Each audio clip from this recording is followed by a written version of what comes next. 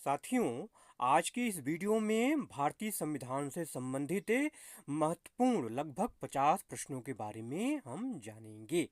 आइए बगैर समय नष्ट किए प्रश्नों का सिलसिला शुरू करते हैं। पहला प्रश्न है कि संविधान दिवस कब मनाया जाता है। तो इसका जो राइट आंसर है वो है 26 नवंबर। ऑप्शन नंबर जो बी है इसका राइट आंसर है 26 नवंबर। आपको ध्यान में रखना है 26 नवंबर को संविधान दिवस मनाया जाता है। ठीक है। अच्छा, यहीं पे एक प्रश्न और बनता है कि संविधान दिवस मनाने की शुरुआत कब से हुई। तो संविधान दिवस मनाने की जो शुरुआत हुई है वो 2015 से हुई है। ये फैक्ट भी आपको ध्यान में रखना है। अगला प्रश्न है कि संविधान को तैयार करने में कितना समय लगा था। तो ऑप्शन नंबर जो डी है 2 वर्ष 11 माह 18 दिन। 2 वर्ष 11 माह 18 दिन। 2 11 18 ये आपको ध्यान में रखना है। संविधान को तैयार करने में 2 वर्ष 11 माह 18 दिन का वक्त लगा था।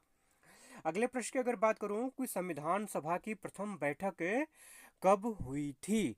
तो 9 दिसंबर 1946। ऑप्शन नंबर जो ए है इसका राइट आंसर है 9 दिसंबर 1946। आपको ध्यान में रखना है। संविधान सभा की प्रथम बैठक हुई थी 9 दिसंबर 1946 को।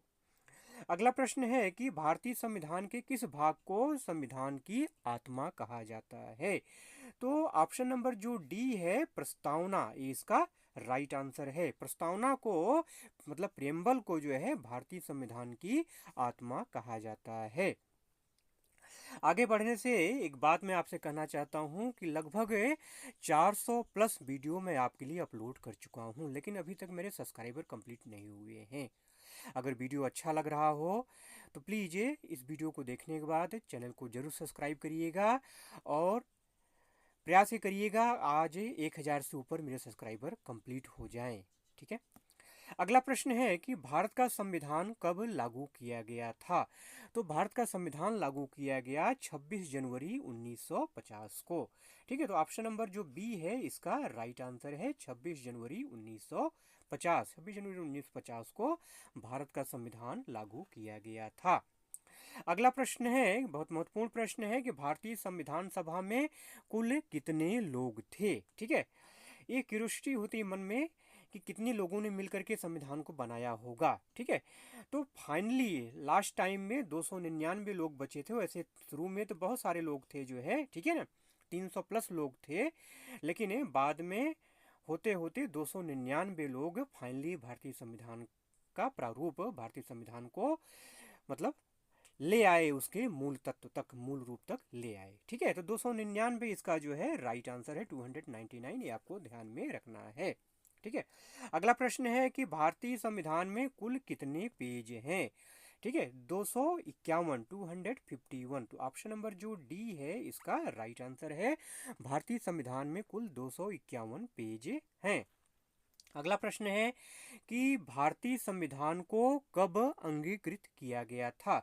देखिए, तीन बातें हैं, एक एक करके मैं अभी चर्चा करूंगा। अंगीकृत करना, लागू करना, संविधान सभा की पहली बैठक कब हुई, ठीक है, संविधान बन के तैयार कब हुआ। तीन चीजें हैं, ये आपको ध्यान में रखना है, कंफ्यूज नहीं होना है। तो संविधान को कब अंगीकृत किया गया, तो ये आपको ध्यान रखना है 26 नवंबर 1949 को। ठीक है।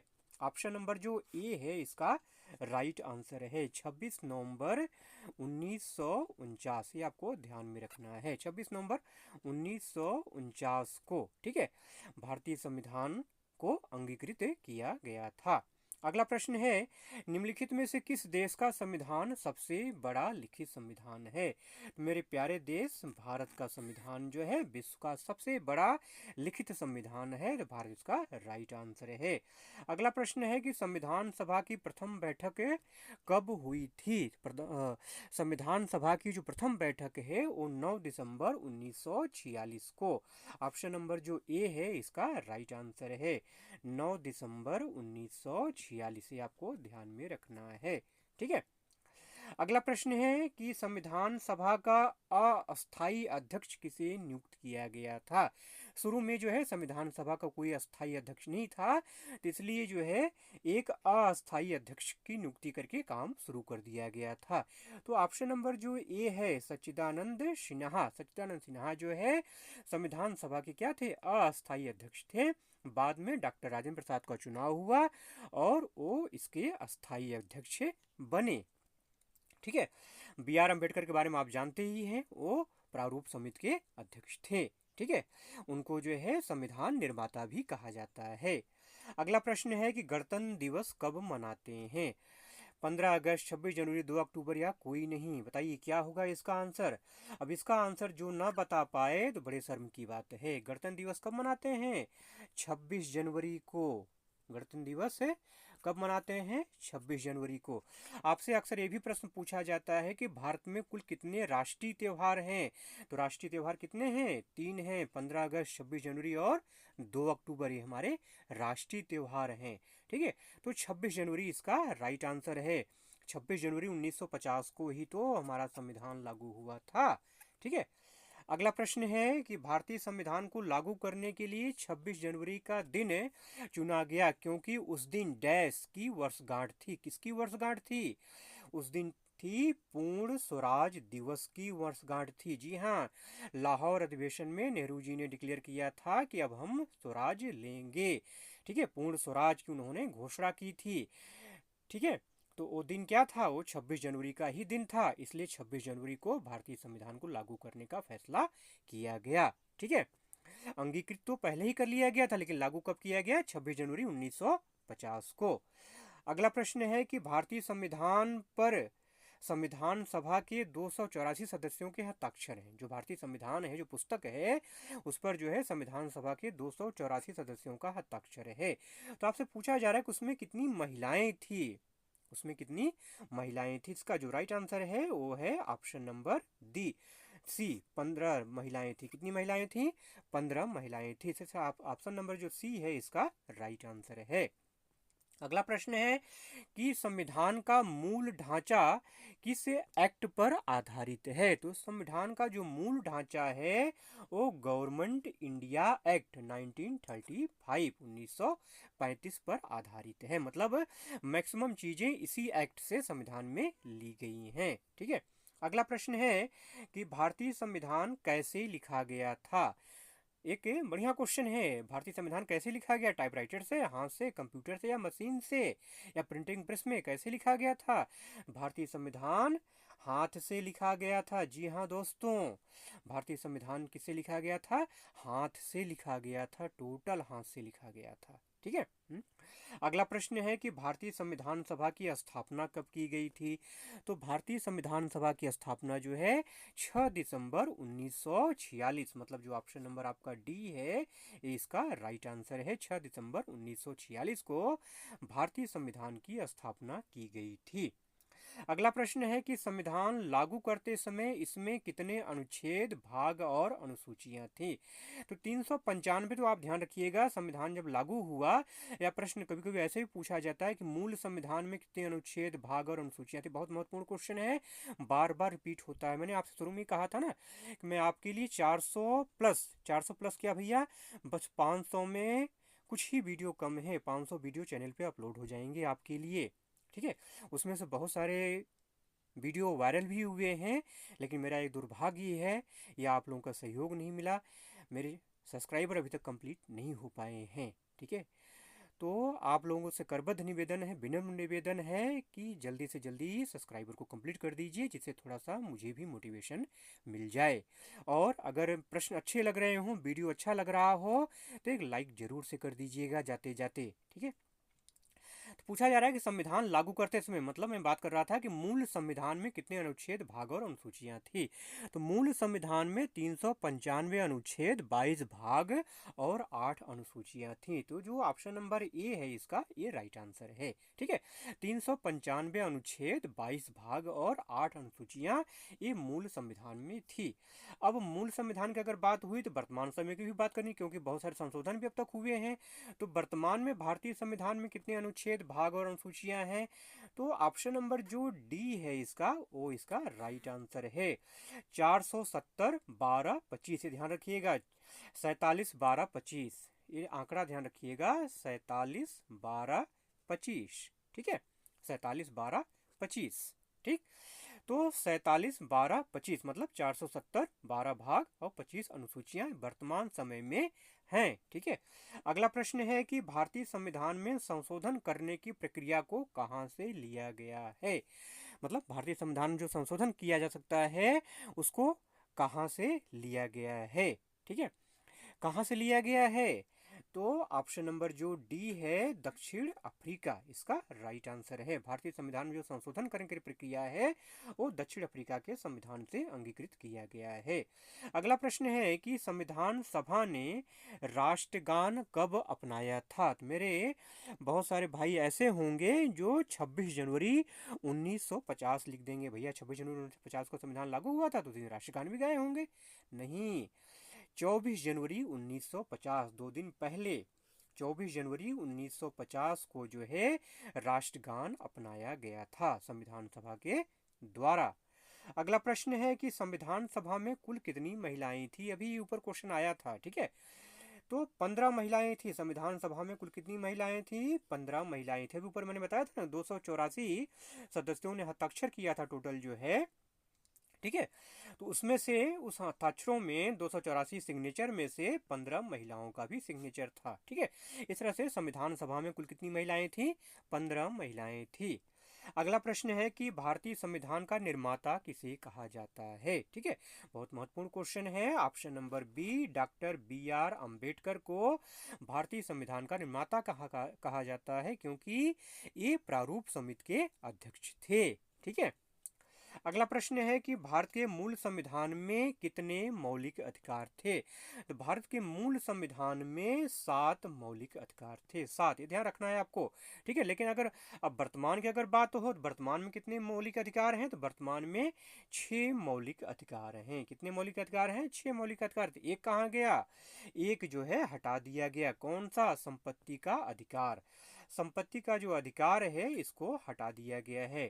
कितने अधिकार बचे आपके पास, 6। समता का अधिकार, स्वतंत्रता का अधिकार, शोषण के विरुद्ध अधिकार, धार्मिक स्वतंत्रता का अधिकार, संस्कृति और शिक्षा संबंधी अधिकार, संवैधानिक उपचारों का अधिकार। कुल मिला के 6 अधिकार भारतीय नागरिकों को संविधान के द्वारा प्रदान किया गया है। अगला प्रश्न है कि किस संविधान संशोधन के द्वारा संपत्ति के अधिकार को मूल अधिकारों से हटा दिया गया था या हटा दिया गया। तो इसका जो राइट आंसर है वो है ऑप्शन नंबर सी। 44वां जो संविधान संशोधन हुआ था, 44वां संविधान संशोधन के द्वारा जो है, 44वां संविधान संशोधन के द्वारा संपत्ति के अधिकार को मूल अधिकारों से हटा दिया गया, ठीक है।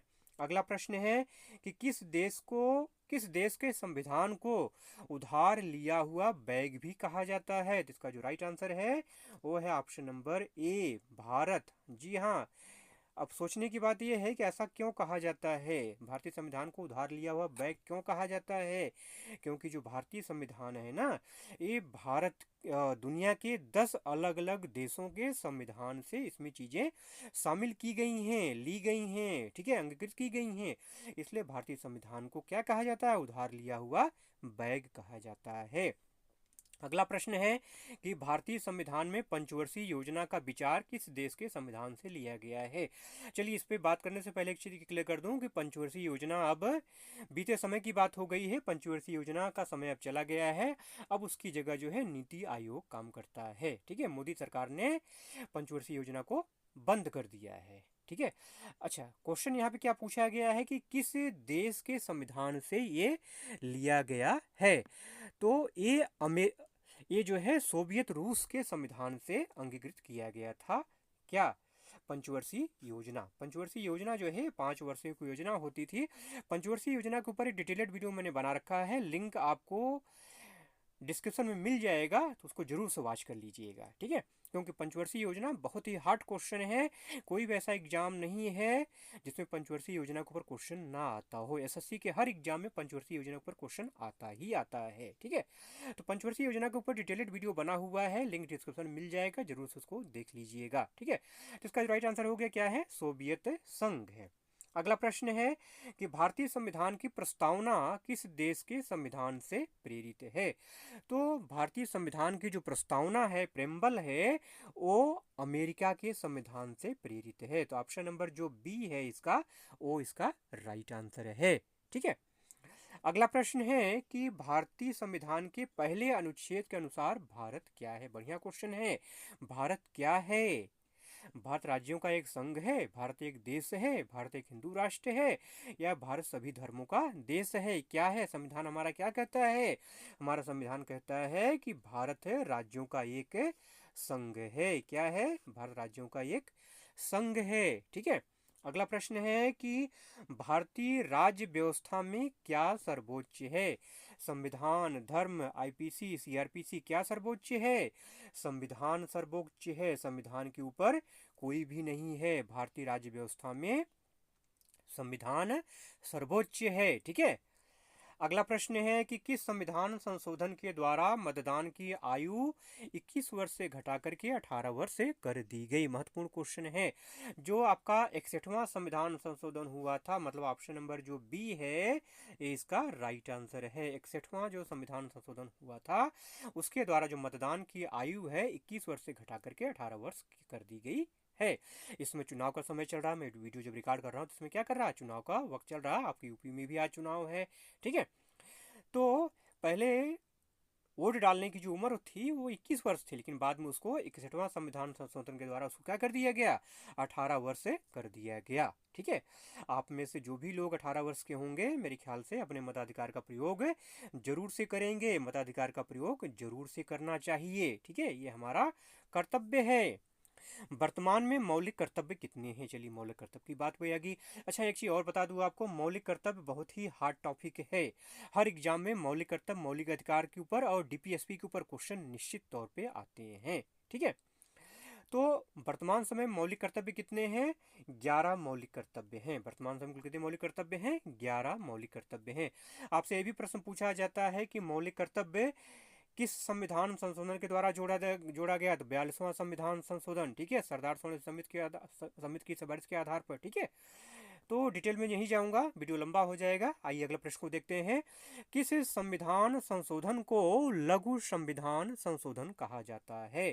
तो जो 42वां जो संविधान संशोधन था, ठीक है, इसको मिनी संविधान संशोधन भी कहा जाता है। ठीक है। तो 42वां ये आपको ध्यान में रखना है। अगला प्रश्न है कि किस अनुच्छेद के द्वारा 6 से 14 वर्ष की आयु के बच्चों के लिए शिक्षा का अधिकार मूल अधिकार माना गया है। बहुत ही हार्ड क्वेश्चन है, बहुत ही इंपॉर्टेंट क्वेश्चन है। हर एग्जाम में क्वेश्चन निश्चित तौर पे पूछा जाता है और हमेशा पूछा जाता रहेगा। ध्यान रखिए, इसको नोट कर लीजिए मेरी बात को, हमेशा ये क्वेश्चन पूछा जाता रहेगा। तो ऑप्शन नंबर जो सी है इसका राइट आंसर है, अनुच्छेद 21A। ठीक है। अगला प्रश्न है कि संविधान के अनुच्छेद में, किस अनुच्छेद में हिंदी भाषा के विकास के बारे में कहा गया है? संविधान के किस अनुच्छेद में हिंदी भाषा के विकास के बारे में कहा गया है? तो ऑप्शन नंबर जो डी है, अनुच्छेद 343, 343, ध्यान रखिएगा 343। ठीक है। इस अनुच्छेद में जो है हिंदी भाषा के विकास के बारे में कहा गया है। ठीक है। अगला प्रश्न है, अच्छा अगले प्रश्न में जाने से पहले मैं आपसे एक बात कहना चाहता हूँ कि इस वीडियो का जो पीडीएफ है वो आपको टेलीग्राम चैनल पर मिल जाएगा। ठीक है। तो टेलीग्राम चैनल जरूर से ज्वाइन करके रखिए। ठीक है। लिंक डिस्कशन में आपको मिल जाएगा। ठीक है। और वहाँ पर ये पीडीएफ जो है आपको फ्री ऑफ कॉस्ट मिलेगा। ठीक है। लेकिन एक चीज़ मेरी इच्छा इस बार है कि कम से कम मेरे जो सब्सक्राइबर हैं वो 1000 पूरे हो जाएं। जिस दिन सब्सक्राइबर मेरा 1000 प्लस हो जाएगा, 1000 प्लस सब्सक्राइबर जब आप कर देंगे तो मैं इस वीडियो का पीडीएफ आपको उपलब्ध करा दूंगा। बस मेरी छोटी सी इच्छा है। बहुत कम सब्सक्राइबर और रह गए हैं, ज़्यादा सब्सक्राइबर आपको नहीं कंप्लीट करना है। ठीक है। 700 प्लस हो चुके हैं, बाकी जो बचे हैं उसको कंप्लीट करा दीजिए आप, जिससे मैं भी मोटिवेट हो जाऊँ। ठीक है। ठीक। भारत में एकल नागरिकता की अवधारणा कहाँ से ली गई है? तो एकल नागरिकता की जो अवधारणा है वो इंग्लैंड के संविधान से ली गई है। ऑप्शन नंबर जो बी है इसका राइट आंसर है। ठीक है। अगला प्रश्न है कि अनुच्छेद 370 जिसे अब खत्म कर दिया गया है के द्वारा किस राज्य को विशेष दर्जा प्राप्त था। ठीक है, हार्ड क्वेश्चन है ये। जम्मू कश्मीर इसका राइट आंसर है। ठीक है, अब इसको क्या बना दिया गया है, केंद्र शासित प्रदेश बना दिया गया जम्मू कश्मीर लद्दाख। ठीक है, जम्मू कश्मीर लद्दाख। अगला प्रश्न है कि भारत के किसी भी राज्य का नाम कौन बदल सकता है। ठीक है, राज्यों के अंदर आप सुनते होंगे कि फला शहर का नाम, फला स्टेशन का नाम मुख्यमंत्री ने बदल दिया, सरकार ने बदल दिया। अगर कोई आपसे पूछ लिया जाए कि राज्य का नाम कौन बदल सकता है, जैसे उत्तर प्रदेश है, उत्तराखंड है, बिहार है, मध्य प्रदेश है, इनका नाम अगर कोई बदलना चाहे तो कौन बदल सकता है, तो राज्य का नाम बदलने का अधिकार होता है किसके पास, संसद के पास। किसके पास, संसद के पास होता है। ठीक है, अगला प्रश्न है कि संविधान की प्रस्तावना का संशोधन कितनी बार किया गया है। महत्वपूर्ण क्वेश्चन है कि संविधान की प्रस्तावना जो प्रेम्बल उसका संशोधन कितनी बार किया गया है, तो ध्यान रखिए एक बार। संविधान की प्रस्तावना का संशोधन एक बार अब तक हुआ है बस। ठीक है, अगला प्रश्न है कि डीपीएसपी मतलब directive principle of state policy मतलब राज्य के नीति निर्देशक सिद्धांत किस देश के संविधान से लिया गया है, तो इसका जो राइट आंसर है वो है आयरलैंड। ठीक है, ऑप्शन नंबर जो सी है इसका राइट आंसर है आयरलैंड। ठीक है, अगला प्रश्न है, अच्छा यहाँ पे जो ऑप्शन कुछ और आए थे उनके बारे में चलिए बात कर लेते हैं। जैसे यूएसए से मौलिक अधिकार लिया गया है, कनाडा से संघात्मक व्यवस्था लिया गया, ऑस्ट्रेलिया से समवर्ती सूची लिया गया है। अगला प्रश्न है कि भारत के किस पड़ोसी देश में लोकतंत्र नहीं है, तो वो है चाइना। अमेरिका तो पड़ोसी देश है ही नहीं। पाकिस्तान में भी चुनाव होता है, श्रीलंका में भी चुनाव होता है, लेकिन चाइना में चुनाव नहीं होता है। तो चाइना में क्या है, लोकतंत्र नहीं है। अगला प्रश्न है कि स्वतंत्र भारत में पहला आम चुनाव किस वर्ष संपन्न हुआ था, तो इसका जो राइट आंसर है वो है ऑप्शन नंबर सी 1952। ये आपको ध्यान में रखना है, पहली बार चुनाव कब हुए थे भारत में, 1952 में हुए थे। अगला प्रश्न है कौन सा अनुच्छेद भारतीय संसद को संविधान संशोधन की शक्ति प्रदान करता है, तो अनुच्छेद जो 368 है 368, ये आपको ध्यान में रखना है। 3 दूनी 6, 2 चौके 8। ठीक है, 368 ये भारतीय संसद को संविधान संशोधन की शक्ति प्रदान करता है। अगला और आज का लास्ट प्रश्न है कि शिक्षा को किस संविधान संशोधन के द्वारा राज्य सूची से समवर्ती सूची में लाया गया है, तो 42वां जो संविधान संशोधन है बहुत महत्वपूर्ण है। 42वां संविधान संशोधन कोई भी ऐसा एग्जाम नहीं है जहां पे 42वां संविधान संशोधन संबंधित क्वेश्चन तोड़ मरोड़ करके न पूछा जाता हो। ठीक है साथियों, वीडियो अगर अच्छा लगा हो तो जाते जाते एक लाइक जरूर से कर दीजिएगा, और थोड़ा सा अगर आप सहयोग कर देंगे तो मेरे भी सब्सक्राइबर कंप्लीट हो जाएंगे। पूरा वीडियो आपने देखा इसके लिए आपका बहुत बहुत धन्यवाद। चलिए मिलते हैं अगले वीडियो के साथ कल शाम को 5 बजे। तब तक के लिए जय हिंद।